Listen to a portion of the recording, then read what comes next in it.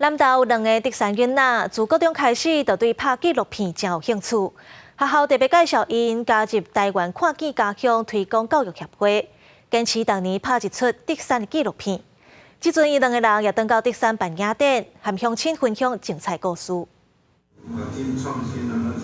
不管是小盖100年拍地店的故事，也是记录德山孙郎的辛苦，这一出搁一出的纪录片，拢是2位德山囡仔杨倩文甲林永德的作品。因对高中开始接触影片制作，即届想要伫故乡办雅典，甲德山乡亲展现因这几年来的心血。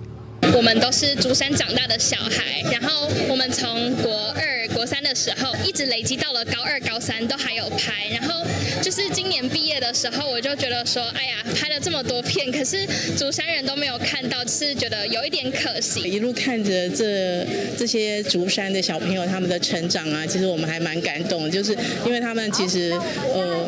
从他们国中的时候到他们现在高中已经要上大学了，但是他们还是坚持要做这件事情。其实今天会有这个展览呢，其实我们也是希望说他们可以圆他们一个梦。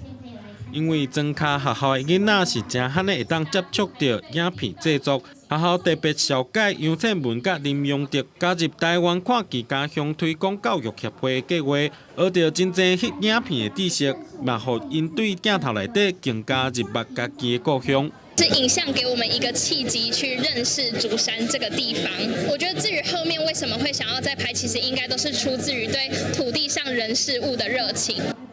2个囡仔拍拼，甲协会争取伫故乡办雅典。虽然头一摆真紧张，不过乡亲的支持和肯定，嘛，互因希望未来会当继续用镜头记录德山精彩的故事。记者综合报道。